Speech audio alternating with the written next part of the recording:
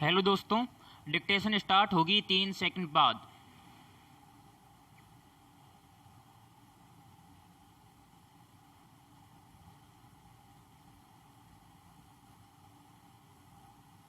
Start. Corona महामारी ने स्वास्थ्य संबंधी संकट तो उत्पन्न किया ही है, युवाओं को मानसिक रूप से भयभीत भी कर डाला है। नौजवानों को भविष्य और अस्तित्व का संकट परेशान कर रहा है। ऐसा नहीं है कि अब से पहले समाज में ऐसी स्थिति नहीं आई, लेकिन तब लोगों में इस तरह का खास तौर से मौत को लेकर भय नहीं था। फिर इस महामारी के आने के बाद ऐसा क्या हुआ कि लोग जीवन की सच्चाई जानते हुए भी डरने लगे हैं। इस पक्ष को हाल में देश के विभिन्न हिस्सों में घटी कुछ घटनाओं से और स्पष्ट रूप से समझा जा सकता है। कुछ दिन पहले इंदौर में कोरोना से पति की मौत होने पर पत्नी ने भी अस्पताल की 9वीं मंजिल से कूदकर आत्महत्या कर ली। एक अन्य घटना में एक प्रोफेसर पति की निजी अस्पताल में कोरोना से मृत्यु होने पर उसकी प्रोफेसर पत्नी ने भी घर पर अपनी जान दे दी। कोटा शहर में एक बुजुर्ग दंपत्ति ने अपने कोरोना संक्रमित होने पर ट्रेन के आगे कूदकर सिर्फ इसलिए जान दे दी कि कहीं उनके कारण परिवार में पोते और अन्य सदस्यों को संक्रमण न लग जाए। ऐसी घटनाएं यह सोचने पर मजबूर करती हैं कि सामान्यतः परिवार में किसी एक सदस्य की मृत्यु के बाद दूसरे सदस्य उसकी जिम्मेदारियों का निर्वाह करते थे, न कि उसके साथ स्वयं को भी समाप्त कर लेते थे। यह भी एक तथ्य है कि किसी निकटतम रिश्तेदार की मृत्यु हो जाने पर व्यक्ति में भावनात्मक बिखराव की स्थिति उत्पन्न होती है, परंतु वह अन्य जीवित सदस्यों को देखकर मजबूत होता है। फिर आखिर क्यों लोग इस तरह के कदम उठाने को मजबूर हो रहे हैं? पैराग्राफ। यह विज्ञान का युग है जहां मनुष्य भावनाओं से ऊपर उठकर तर्क को महत्व देता है।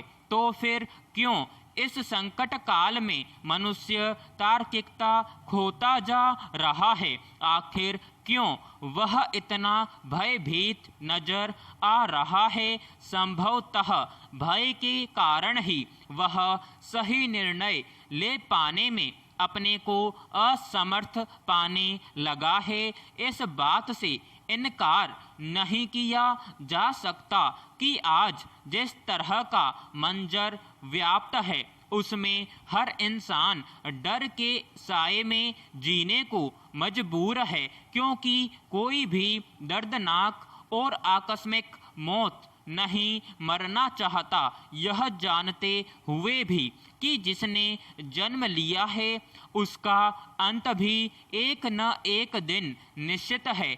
फिर प्रकृति के इस अटल सत्य से इंसान क्यों भाग रहा है? यह सवाल आज समाजशास्त्रियों के लिए भी बड़ी चुनौती बन गया है। इसलिए ऐसे प्रयासों पर चिंतन मनन जरूरी हो गया है जिससे इस आपदा से दुनिया को बचाया जा सके।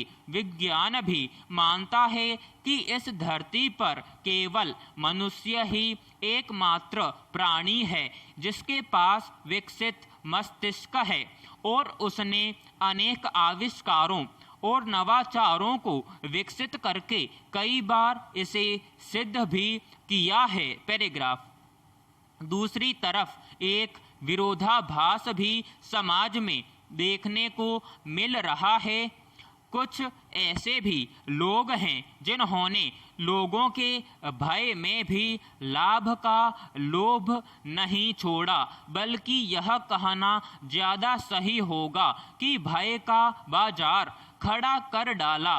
दवाओं, टीकों, ऑक्सीजन, हर चीज की कालाबाजारी हो रही है। यहाँ तक कि कफन और शमशान को भी नहीं छोड़ा। ये सब देखकर मन में यह सवाल उठता है कि संकट की इस घड़ी में भी कुछ लोग इतने स्वार्थी कैसे हो सकते हैं कि मौत का सौदा करने से भी नहीं चूक रहे।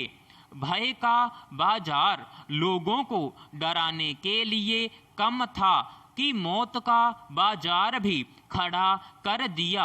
इतना ही नहीं, कोरोना मरीजों की देखभाल के लिए अस्पताल या घर में उनकी तीमारदारी के लिए कुछ लोगों को किराए पर लाया जा रहा है, क्योंकि उनके अपने खून के रिश्तों ने उनसे मुंह मोड़ लिया।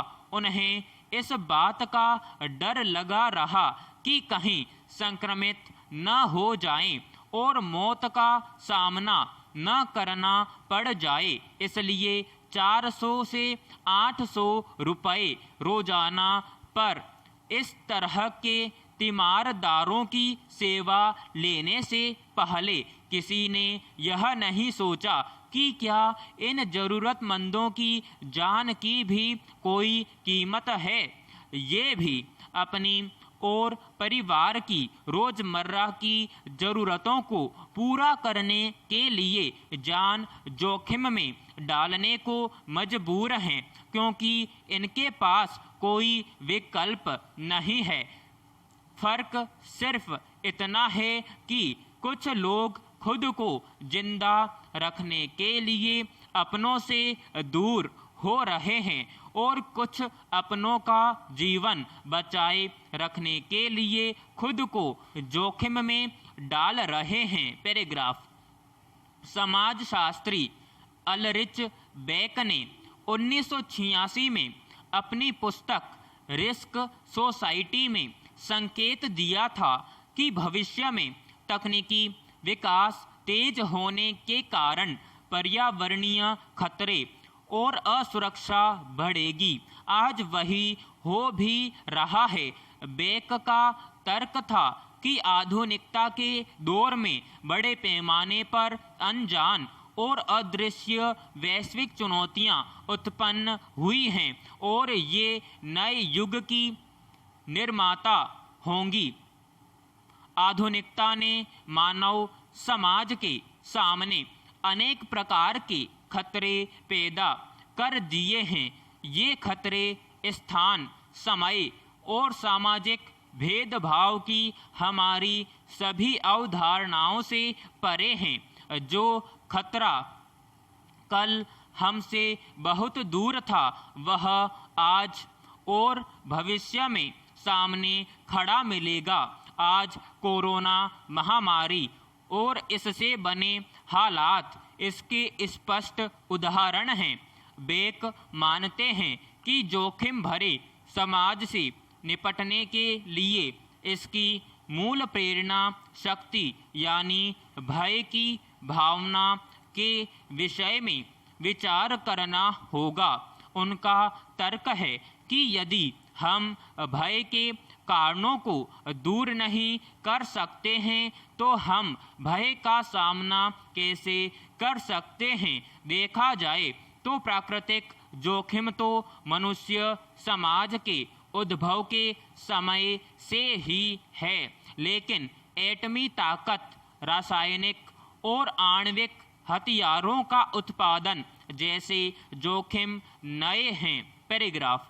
तकनीकी के इस युग में केवल वस्तुओं, सेवाओं और सूचनाओं का ही वैश्वीकरण नहीं हुआ है, अपितु जोखिमों और संकटों का भी वैश्वीकरण हुआ है। इसलिए बेक अपनी पुस्तक में आने वाले समय में वर्गीय असमानताओं को नकारते हैं। संभवतः यही कारण है कि इस महामारी ने अमीर गरीब, ऊंच नीच, जाति, धर्म किसी में भी कोई अंतर नहीं किया। विकसित, विकासशील, अविकसित सभी देश इसकी चपेट में है और इस संकट से लड़ रहे हैं। विराम समाप्त।